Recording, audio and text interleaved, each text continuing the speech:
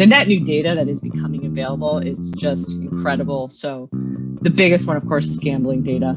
We will start to understand fans in new and different ways. There's going to be other sources of data that will be coming. Mobile ticketing is a huge one.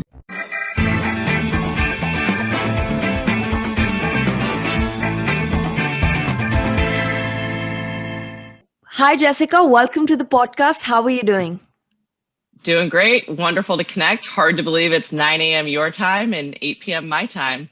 So we're eating different things. Well, we make it happen. So I'm very glad to host you on the show. Now, just starting with your journey a little bit from pro sports to professionalizing sports, can you just take us through that and how you've built your trajectory in the sports industry? Sure. Well, I think first, going into the sports industry, there needs to be some interest and passion for it. And in particular, obviously, having been an athlete was significant.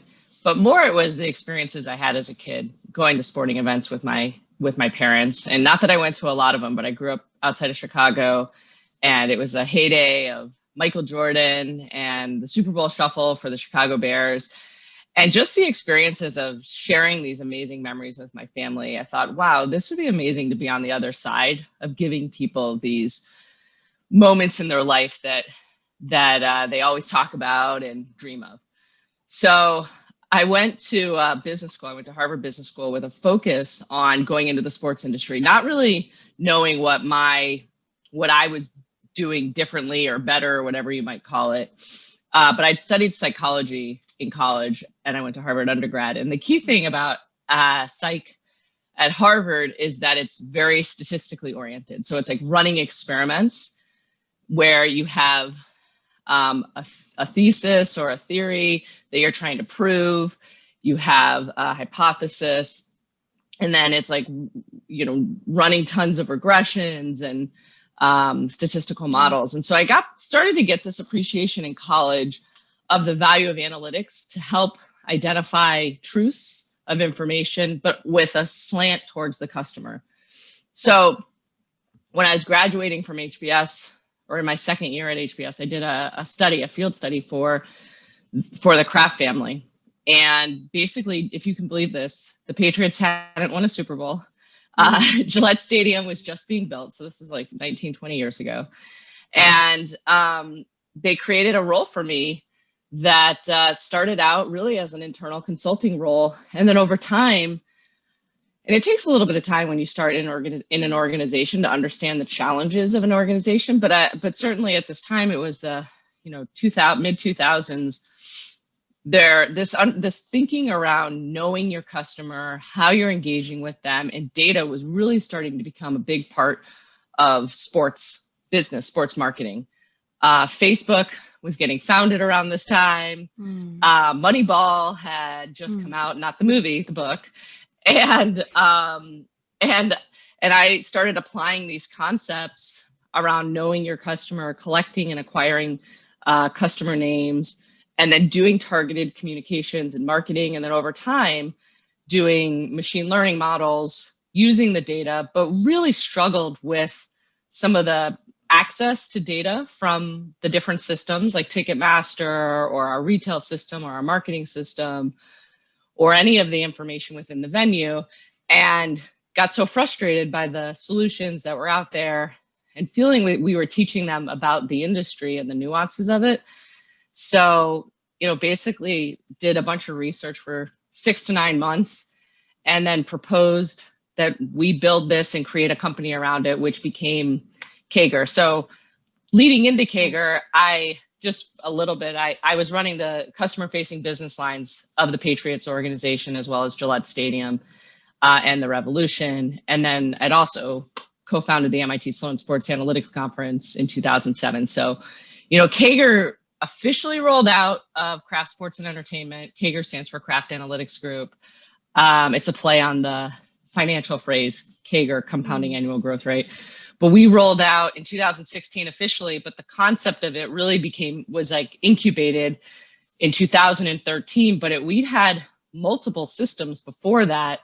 So that was probably when we conceived of the idea. That was after almost a decade of kind of working with different technology and analytics. And creating real value for Kraft Sports and Entertainment through understanding the customer, using advanced analytics, and democratizing data. Right. So that's kind of, we're 5 years into KAGR now. And you may have seen that JPM just took an equity stake in the business, which is pretty gratifying and validating for us as a business. Again, in 2013, when I came home to my wife that night, she said, "How did it go?" after I pitched this idea of KAGR. And I said, well, I either just like screwed myself or I hit a home run, so we're not there at the home run yet, but I think to have, one of the largest banks in the world, most respected, it's great for the team and everything we've accomplished. Certainly a kudos to everyone who's been involved in the KAGR journey, including the Kraft family. And, we work across all 5 of the US sports leagues. The NFL is a major client of ours, Harris Blitzer Sports and Entertainment, which is the Sixers and the Devils, on location, Sacramento Kings. So it's been a really fun journey and we're just getting started. Right. No, absolutely. Congratulations on that. Thanks. So according to you, how is KAGR actually advancing data analytics within sports? And perhaps for you, what does a day-to-day look like doing that? Sure. The main thing is what I would see. A lot of organizations, they get analytics wrong, right? They're they're scared of it, or they're focusing on the wrong data, or they're not, and this is probably the most important thing, applying the data to drive the business. Mm-hmm. So there's one thing to be, this is how many customers you have. It's another thing to be able to know how best to communicate to them. And then a third thing to say how best to communicate to them so that they're going to respond in a way that's going to make them more engaged with your company, more engaged with your business, be a stronger patron or fan of the organization. So the importance of data, and it's funny because I think you can get lost in the data sometimes. There's no doubt about it. Our intention is to simplify the data. We've gone and walked the path of transforming a sports team, a sports league, a sports organization into how to use data to drive actual impact. And there's a lot of investments that organizations have made over time where there isn't a business unit owner who knows, okay, this is what I'm going to do with this data. It's just this investment they feel like they should have. And, sometimes we'll talk with teams and they're tracking like gate entry of fans and this, and I ask them, and they actually ask us, like, what should we do with this data? Mm-hmm. and it's not, it's not that complicated, which is where you have bottlenecks, you should either get more staff or add more gates. But that definition of what you're going to do with it, we obviously tend to focus more on the revenue generating side of the business, but we also do the operation side very significantly. And so there's, what do you do with the data? That's a very significant part. So I kind of mentioned data access. Then there's what I call data creation. So oftentimes you don't have all the data that you need in order to make decisions. Right. So the example that I often will give is if you're a season ticket member and you call in after a game, there's a good call and a bad call. A good call is like, hey, I had a great experience, or can I log in? I want to buy some more tickets for the next game. I need my login information. I forgot it. A bad call is I had a bad customer experience. That same call needs to be logged differently. Otherwise, you might be misconstruing what the actual meaning and impact of that call is. So data access, data creation. And then the last, and what we think is one of the most important, is the data management. Well, not the last, it's the third, there's a fourth. And the data management is bringing all that data together, integrating it to give you this whole view of your customer and driving the advanced analytics and integrating them. Then the last is kind of what we call the data impact, which is, okay, what are you going to do with this data now to alter customers' behaviors, make them aware of things they didn't know, upsell them, downgrade them if they are exhibiting behaviors that indicate that they might not be having a good experience, or upsell them if they seem to be more loyal. And again, it's really about understanding the fan. So again, I'm very much on the business side of sports analytics through the Sloan conference and everything that we've built there. I certainly have a lot of exposure on the team side as well, and the maturation that has happened there. I would say the team side has historically been a little bit further ahead, but the business side is coming really fast and furious right now. The investment in that space, I would say maybe hopefully as a tribute to KAGR's growth too, is coming really quickly. Interesting. Now, you mentioned that there's, of course, a lot of layers to data analytics, working with different stakeholders. Yeah. And I read this somewhere very interestingly that perhaps at Gillette Stadium, you had an office where you had a large seating chart displayed and you could look at each seat and tell when it was used, when it wasn't. You could draw that back to, take that back to 5 years. How do you, in such a specific scenario, know what data to mine in the first place, and then what insight to draw from that ultimately for your clients' bottom line or operations? Well, first, like not all the data that our clients have is in a good state. And there's a lot of standardization that needs to occur because sometimes they reuse price codes or SKUs. And so you're not able to necessarily track what's actually happening. So what we do and what we bring to bear is, like, most obviously is industry expertise and that operator's mentality about how to drive the value of the data. Again, a lot of people can give you a platform and then they're like, hands off. We're going to help you understand what the data is and also how to grow the data to do more work for you. Like, the whole point is that you should be automating more and more of the analytics and using that to make decisions. Like, I think the people in the front office should be saying they know their fans better than anyone. They live in that market. Their friends are fans of those teams, or, they know it can get a sense and a feel for what the undertones are of that organization. And so look at the data to help find the people that are relating or reacting to different pieces of work. So in that case, that was an early days. And a lot of the work that many folks in the sports industry did was like trying to predict retention. And they would use some of the most common behavioral pieces of data: attendance, price over face, things like that. What we have done is we have access to hundreds of variables. How many people did they come with? Was it the same person? How many times? Not only what was the price over face, but how many times did it change over? Did they buy the ticket close to the game, not close to the game? Were there other seats in that section that were sold at a different value? Whatever it might be. But we take all of these variables, and for the NFL as an example, we can look on behalf of the NFL across the entire league and see where there's some teams that are performing really well in certain parts of the stadium and other teams that are not. And so you, of course, want to look at your team as like the most important, as an index relative to each other. But you also want to look broadly and say, what are these teams doing that's differentiating? What premium elements do they have in this part of the stadium that's allowing them to charge a higher price or have a higher attendance or whatever it might be? And the intention of all that information is kind of several-fold. One, is this priced correctly, high or low? Two, do we need to make an investment in the venue to improve it based on whatever the experience is and what the behaviors are that we're seeing? In this case, it's our ticketing health index, or three, are there certain fans that are in this area that we need to look at and make sure that we have the right fans for whatever this might be?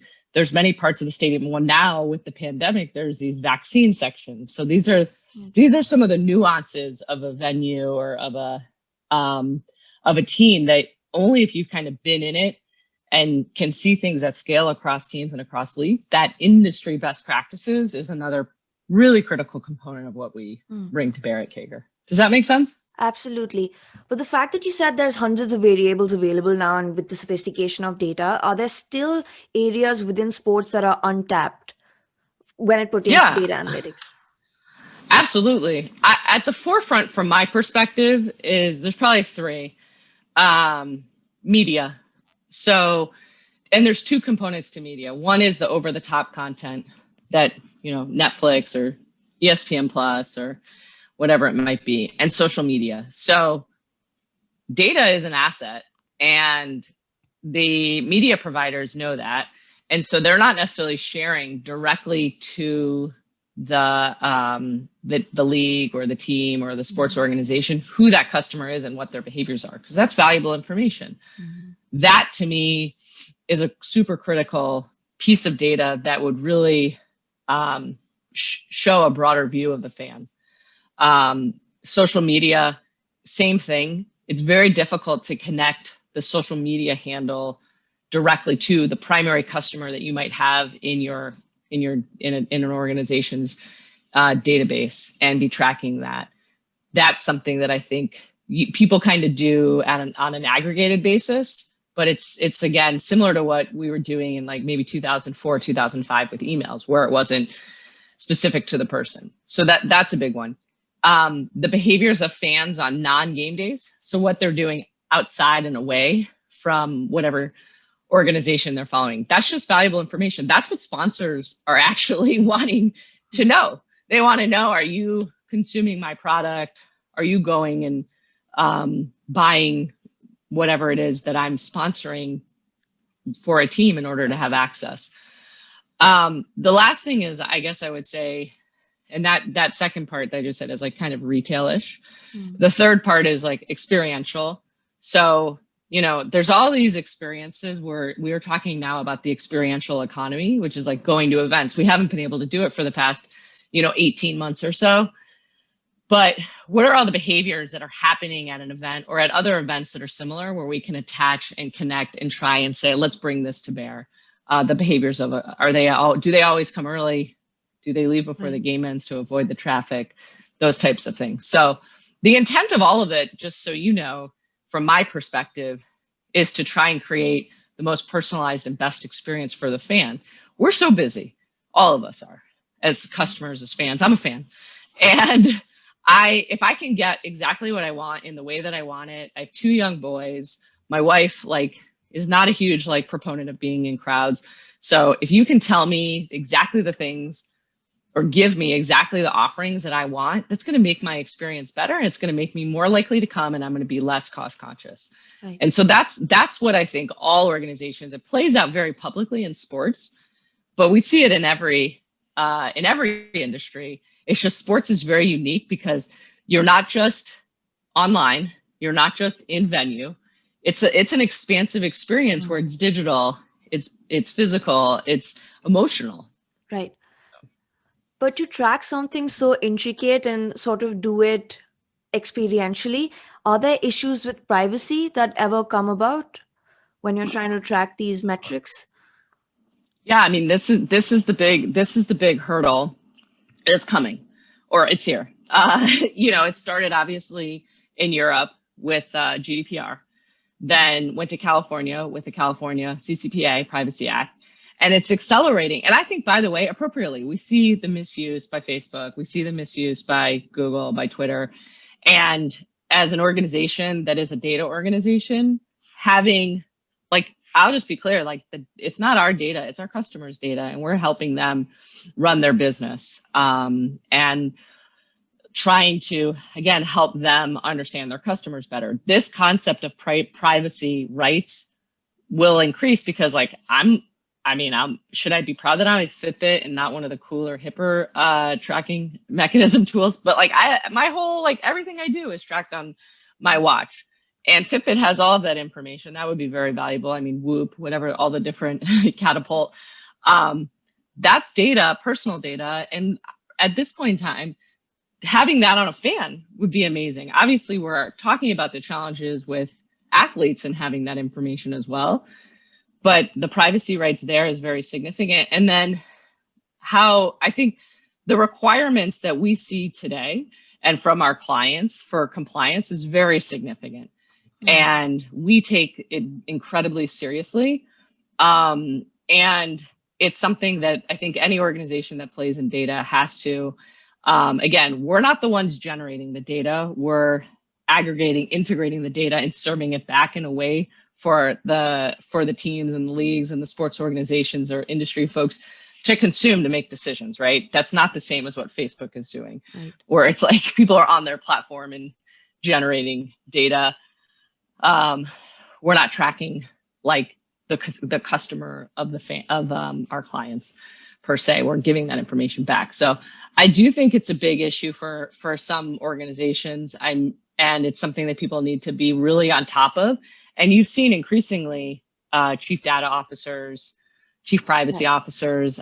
It will continue to be a significant point of contention. This concept of who owns the data is a really significant, and I think it's going to be coming more and more into the consumer's hands. Now, if we shift gears a little bit, what according to you are the big chunks of transformation that the industry pertaining to data analytics within sports is going to go through? I think that there's probably three things that are significant. One I've kind of alluded to already, which is this digital footprint of the fan. So, we've been doing some really interesting work through our platform where our clients could track the anonymized data of their customers. And then once they become a primary, like once they actually capture their contact information, they're able to connect up this history of anonymized data, and they can see all the ways that they've been engaging previously with them. That's incredibly valuable to understand where a customer came in and what drove them to actually give their contact information so that they can be communicated and contacted on a go-forward basis. So that digital footprint, the OTT, the social media, the conversion from fan to customer, which is kind of where what we think about quite a bit, is a huge area of focus. Second is fan demand. This is something we started doing a bunch of work. We called it the future of live events in sports, but we created a fan demand index in the United States. Sorry, it wasn't international, but we focused on 32 markets across the US, and we looked at a variety of different factors during the pandemic to project what fan demand would be coming back from the pandemic. And it was based on obviously COVID factors, market factors in terms of things like were people mobile and going out for reservations or taking flights, and then the actual fan affinity and kind of what are the teams doing that's engendering them and giving them passion during this time. And so we did that through the whole pandemic. And as the pandemic started to recede in the US and people started being able to come to games, we were pretty impressed by how accurate what we had predicted actually turned out to be. But now we're like, okay, this is super interesting. We can predict this fan demand on a go forward basis, not specific to COVID, but to the health of the team or the league and the market and what's going on. And so fan demand is a huge area of focus, and then to be able to see it at scale. And then the last thing I would just say in terms of transformation, I mean, this is not a shocker, but the net new data that is becoming available is just incredible. So the biggest one, of course, is gambling data. We will start to understand fans in new and different ways. There's going to be other sources of data that will be coming. Mobile ticketing is a huge one. The ability to connect a fan in venue is also going to be very significant. I think this digital footprint component that I mentioned, but connecting all of that, it's just, there's so much net new data. I don't know what new data you are hearing about in your day job, but I'm sure it's pretty significant. I know you guys do a lot of very advanced analytics. So I'm interested to learn too from what you guys are all up to. No, absolutely. I think you touched upon most of those sort of big chunks that are going to be entering within the industry. And it's really interesting to know how you sort of come up with an index that's going to predict the behavior of fans coming into live events, which is great. Now, lastly, I know you get asked this a lot, but what advice do you have for the next crop of professionals entering the field of data analytics within sports? How do you advise them to transform or build their career trajectory? A couple things. First and foremost is be curious. I knew nothing about the sports industry when I started. I knew nothing about the ticketing when I took over ticketing for the Patriots, or retail, or really marketing. And it's about a natural curiosity to learn and educate and grow and evolve.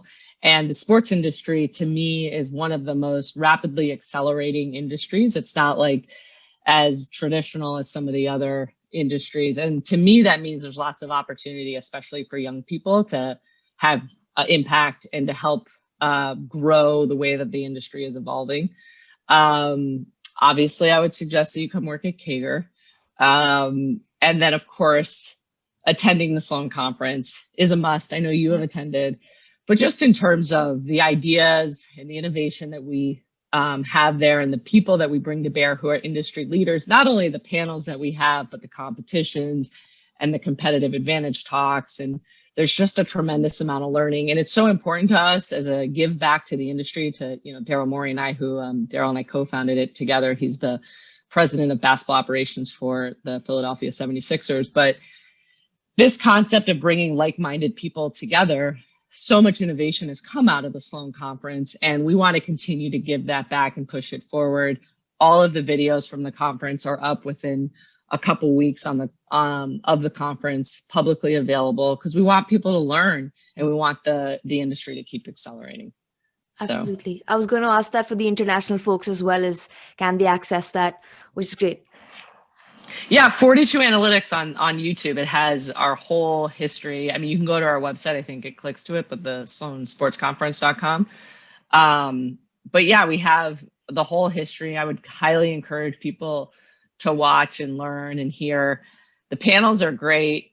Daryl and I actually also did a podcast this past year. I don't know if you listened to it, called Trash Talking, but we had on like Nate Silver and Andrew Friedman and Casey Wasserman and Sue Bird and Mina Kimes and Bill James.